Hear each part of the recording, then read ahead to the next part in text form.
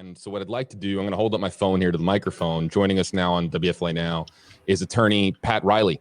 Pat, you're live across all platforms, just so you're aware. All right. Hi, JB. Hi there, Pat. Pat, of course, who folks saw in court during the pretrial hearing in Sarasota County Court a couple of days ago. Pat, you contacted me, and I'll give you the just the kind of floor and to say what you'd like to say in the aftermath of this. Yeah, as I had said to you earlier, I was kind of shocked that this was released within about a half an hour after we left the FBI office up in Tampa. And I find it ironic that Mr. Bertolino says he wants, in full transparency, was releasing this. Well, someone should ask him why he doesn't release the entire notebook, but more importantly, ask him why he doesn't release Roberta Laundrie's letter to her son.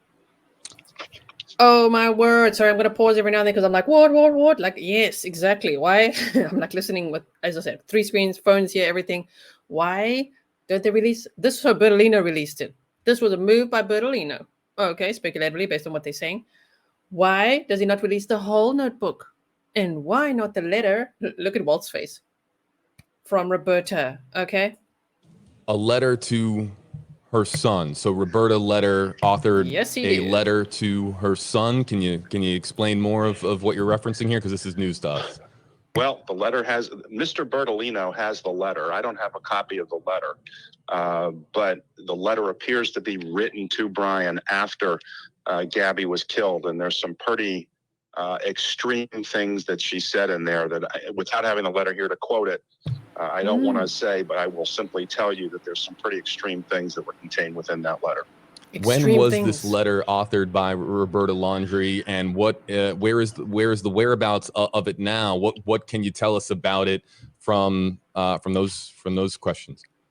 The letter is undated, so it's uncertain when it was written, but certainly based upon what's contained within the letter, it would appear as though the letter were written after Gabby was killed and before Brian took his life. Oh, man. And the letter is currently in the possession of Mr. Bertolino.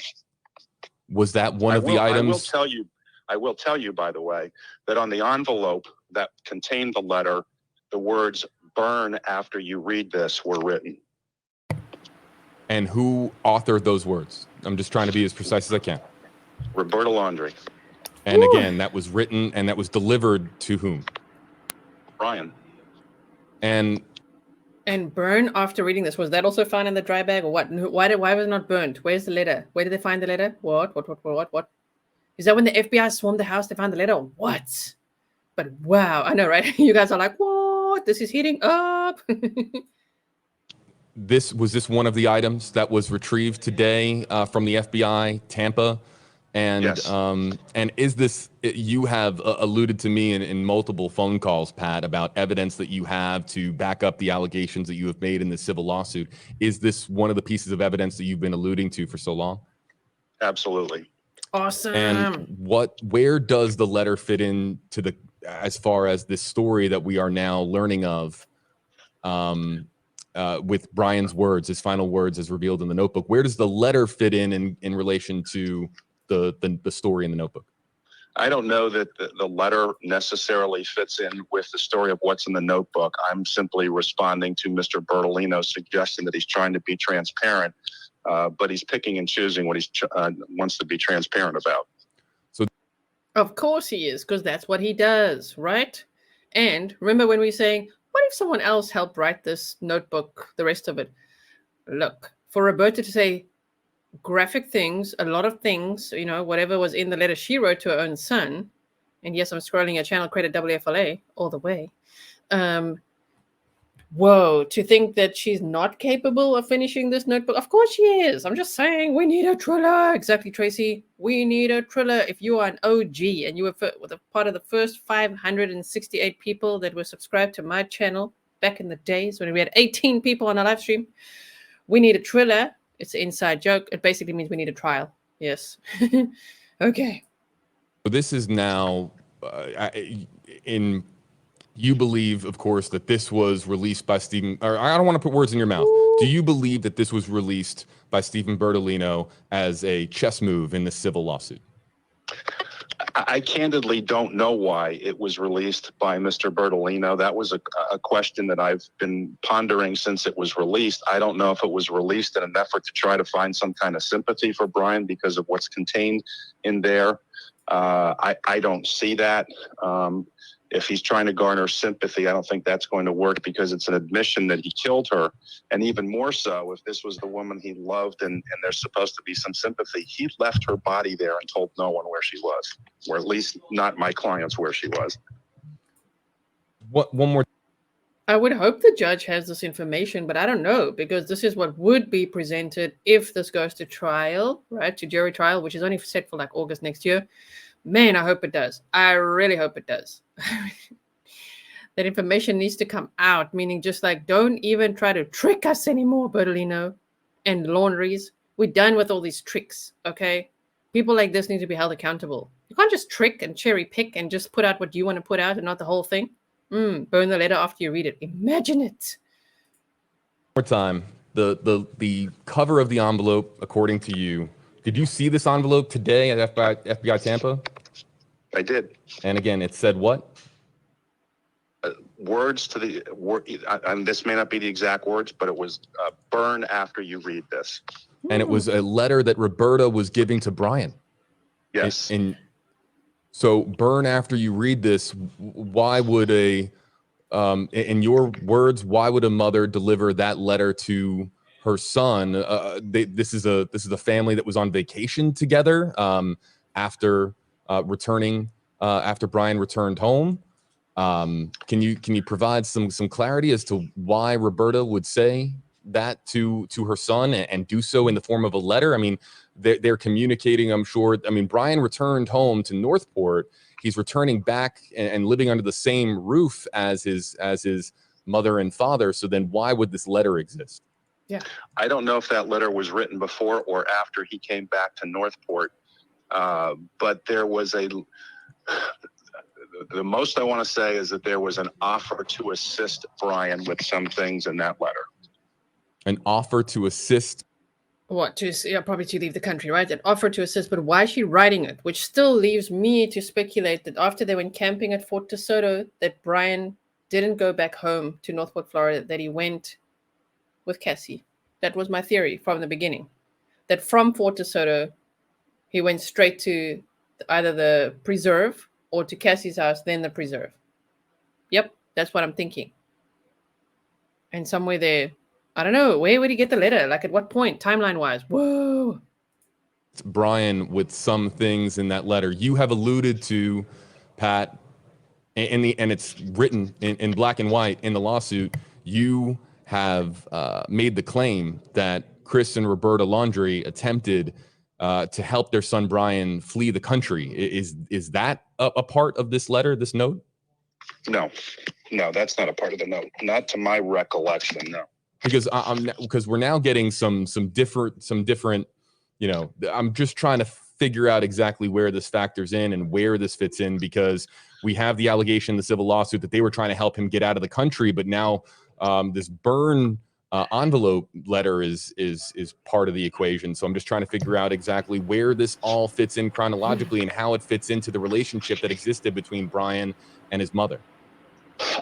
I guess the most I can say, because again, it was Sorry for pausing. I heard someone tracked his phone to be next to Cassie's husband after the camping trip. I really think he went from Fort DeSoto. We did map time on this as well. From Fort DeSoto home, because he didn't, like they said, 3 people checked in and 2 people left. So where did he go? I think he went with Cassie. And I think that was the point of Cassie being there. And I think Roberta wrote the letter already then, before the trip, and then at the camping place gave him the letter to be like, read this later. You see what I mean? So where was that letter found?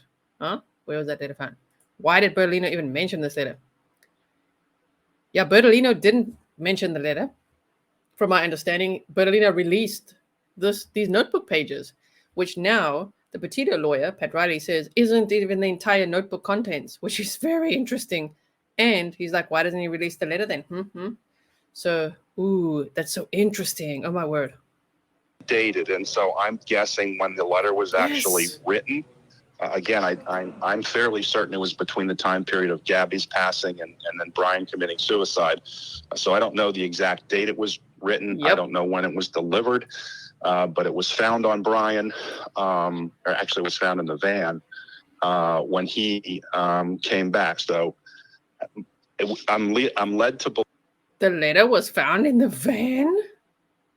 Wait, what? Is that what you just said? The letter was found in the van? What? Believe that he had that, he received that before he came back to Northport, but I don't know that for certain. Oh, so the letter was found in the van. Yes. Okay. Well, I'm sorry. No, the letter was found in the laundry's home, but it had been taken out of the van.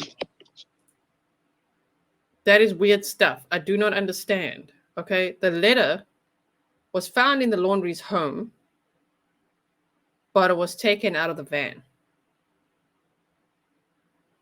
So at what freaking point did Roberta write this letter? Yeah, and was it opened? That's the thing. Was it opened? Oh my.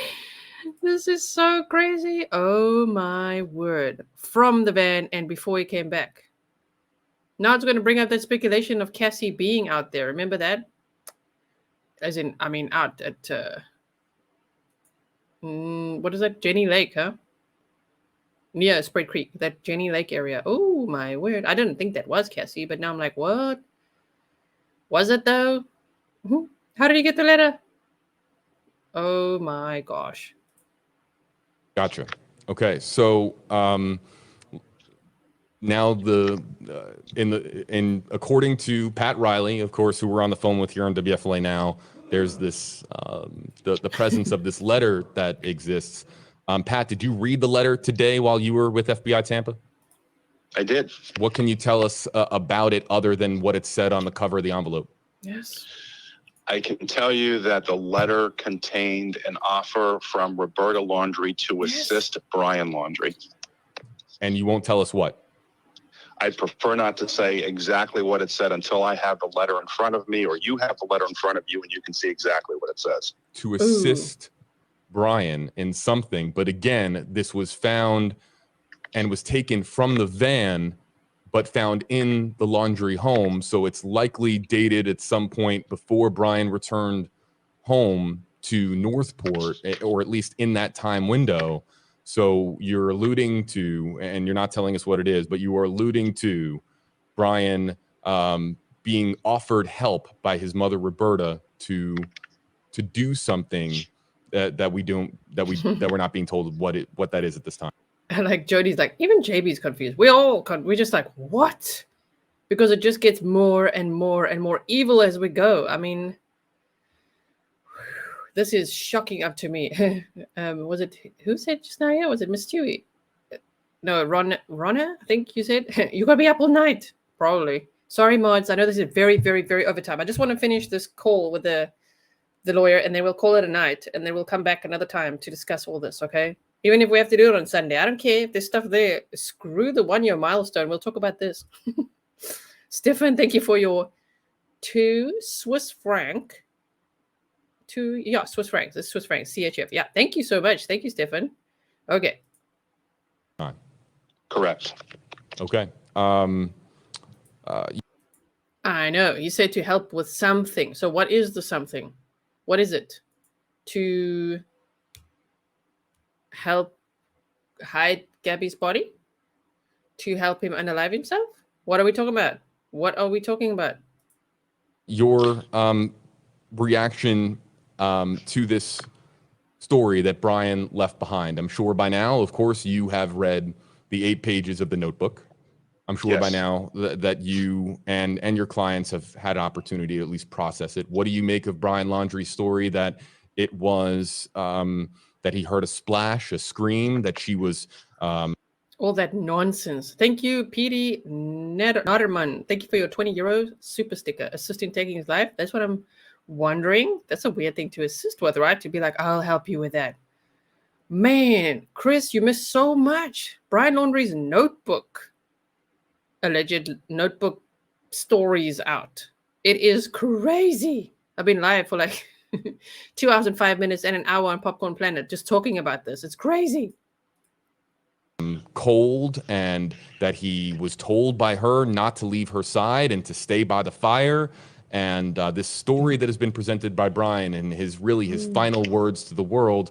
What do you and your clients make of this story? That's a version. There's another version. I don't have a copy of the other version yet, but I've been advised there's another version that he authored that we will be getting, hopefully through the Freedom of Information request, that does not entirely match up this particular version. So you're saying that there is a second note of confession? Yes. And is what in the hell? People, my mind is just going, there's a second note of confession? Did you guys hear that? Wait. I'm just going to go one back here. To Northport, or at least in that time window. So you're alluding to, and you're not telling us what it is, but you are alluding to Brian being offered help by his mother Roberta to do something that we're not being told what that is at this time. Correct. Okay. Your reaction to this story that Brian left behind. I'm sure by now, of course, you have read the 8 pages of the notebook. Now listen carefully, everyone. Listen carefully. It's just me here as well. Not this, after this. Thank you so much for your $20 super sticker. I really, really appreciate the support for the channel. Okay, now listen. I'm sure by now that you and your clients have had an opportunity to at least process it. What do you make of Brian Laundrie's story that it was that he heard a splash, a scream, that she was cold, and that he was told by her not to leave her side and to stay by the fire? And this story that has been presented by Brian and his final words to the world. What do you and your clients make of this story? Yes. That's a version. There's another version. I don't have a copy of the other version yet, but I've been advised there's another version that he authored that we will be getting, hopefully through the Freedom of Information request, that does not entirely match up this particular version. So you're saying that there is a second note of confession? Yes. Which still makes me think that Roberta or Berlino, it's Berlino and the Laundries wrote this friggin' notebook stuff right here. Ooh, my brain is exploding too. And is it a written note of confession, or is it another different form of a confession? I ask this because I know that these two were so tech savvy, and somebody who really lived a lot of their life, at least they were very prevalent on social media. So is this a written note, or is this something else? It's on a device. It's a device. Is it a typed out note? To the best of my knowledge, yes. Now that's on a device. Okay, what do you do with the device? That makes more sense. Remember we said it could have been an electronic notebook out there in the dry bag? That makes sense. So maybe Roberta and Christopher, when they picked up the dry bag, and maybe there was an electronic notepad in there, possibly. They didn't say it, but they said what was in there, but they also could just omit what else was in there. Damn, imagine if there is this electronic notebook, okay, like a pad or whatever, iPad, whatever, and then on there, he wrote the things, which makes more sense than him thinking, I have killed myself, talking in the past tense when he hadn't even done it yet. Who does that? Listen, these people are not true crimers, okay? We can smell their BS right here. And not even dear Gabby, my love Gabby, just Gabby. Gabby, that's how it starts. As if. Oh, my word. So you're saying that there is a second... And you know what? I think that this is the letter that Roberta even wrote to be like, do this, write this down. Take it with you out there in case someone finds it. And then burn this. I don't know. You know what I mean? This could have been the draft right here. Oh my gosh. Note that has been typed out on a device that you do not have possession of and was not part of the gathering of evidence today by FBI Tampa. Correct. And I want to just confirm, are you saying that the story that is told in this digital note doesn't match what is laid out in this written note? It's similar, but it's not the same. But neither, this note makes no sense as to what happened. Yes. In what way? Please elaborate. My understanding is that the area where Gabby's body was found was not very far away from where Brian Laundrie could have gone and sought help for her if he wanted to. Can you provide any explanation? And this would be one of the first questions that I would ask for Mr. Bertolino, who did have conversations with Brian before he went into the Carlton Reserve and claimed his own life. Is there any reason why that, to your understanding? Sue, you got to go back. Go back to the beginning. We read the whole letter twice, every single page and every single word. So just go back and watch it 1.5 speed and then come back, or watch it after. We went through every page, okay? Thank you for being here. But we did that. Of course, I wouldn't just show it like this. Who does that? Do you know me at all? I'm a detail person. We went through everything. We might do it again, layer by layer and word by word, and analyzing everything. But wow, isn't this amazing, right? Yes. Yes, that. With this story and this version of events, why Brian didn't call 911 or specifically seek out help in another form before carrying out, in his words, or in Thank you, Gregory. really laying it out for our audience here based on the story that he presented, what was a mercy killing? Well, I can't answer that. I wasn't there. I can only say that I don't believe his story. Mm-hmm. Do your clients believe the story? No. Oh, no.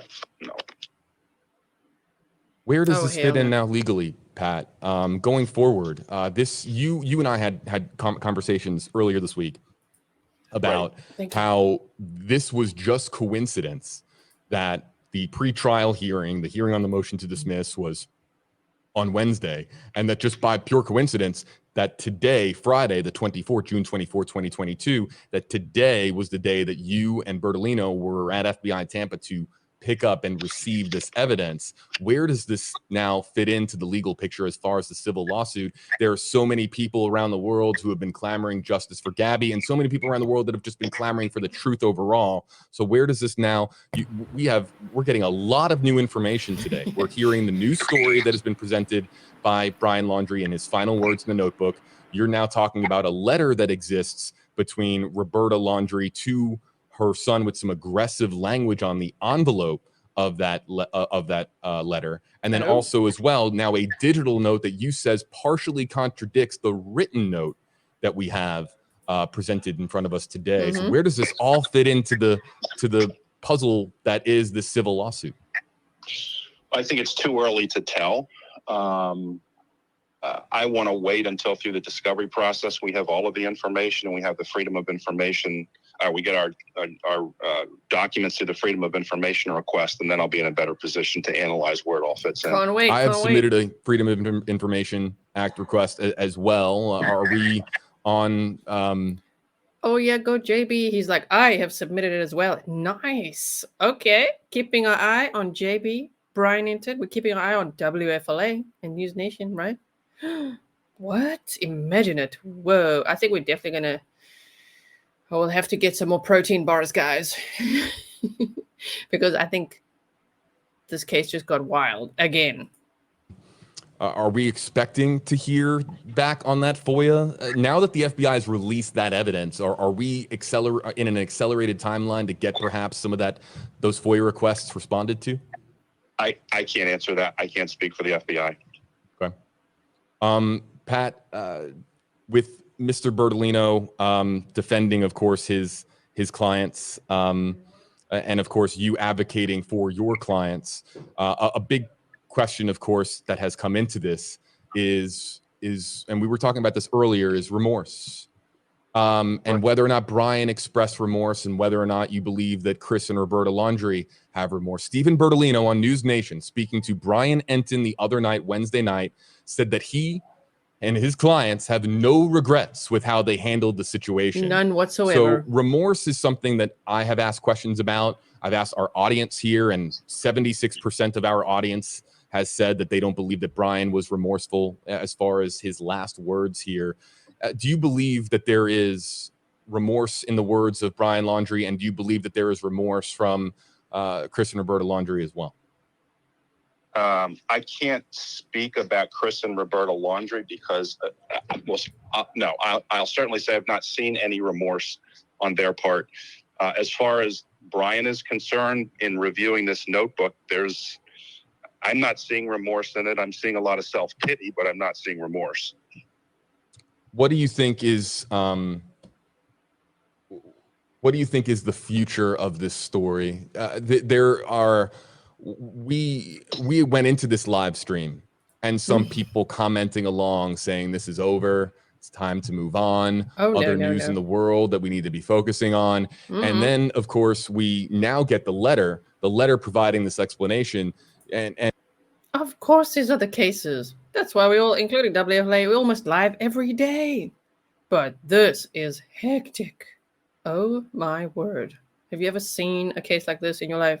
And this opening up new questions, this opening up now even more questions, because you're telling us that this is only a small part of the story. You're saying that there is more to be told. Where does this go from here, Pat, before we let you go? Wow. I guess until we get Judge Carroll's rulings, I don't know where this goes. But if we get the ruling that we're hoping for, I think there's going to be a lot of information that we get to discover that has not been made public to this point because the Laundries have remained quiet. Me too. So I'm hoping that as this moves forward, we'll get more information from them. And what is the end goal? You're filing a civil lawsuit. There's the wrongful death lawsuit. Of course, there's monetary amounts listed in these documents. What are your clients? Yes, JB, ask him, grill him. No, we love Pat Reilly. I'm just like, love all the questions he's asking. Energy Biz USA, welcome to membership. I hope you'll check out the playlist. And for those of you who are confused, I'm not too sure why you're confused. Maybe you just like missed this case, but there's a huge playlist I've made. I think 155 videos on this case. So go check it out. Go check it out. You won't be confused after that. Nicole Schmidt, Gabby's mom, Joe Petito, Gabby's father, what do your clients want as a result of all of this now coming out 6 months after the FBI concluded their investigation? Well, they want everyone. Well, what they want at the end of all of this is justice. They want Brian Laundrie's estate held responsible for what Brian did. And they want a jury to tell the Laundries that what they did, with the knowledge that they had, having had the relationship that they had with the Petito family, that what they did was wrong and they have to atone for it. Pat Reilly, calling in to WFLA Now to share some more news on a day that has been filled with news regarding the Gabby Petito, Brian Laundrie story. Pat, thanks for taking some of your time to join us today. And I offer, if they are watching, I offer Stephen Bertolino, even though he had said that he is not going to be commenting on this further, I offer him the same opportunity. I am as fair as they come. Stephen Bertolino, if you'd like to call, you have my phone number, and I offer you the opportunity to respond. Pat Reilly, thanks so much for joining us. Thank you, JP. All righty.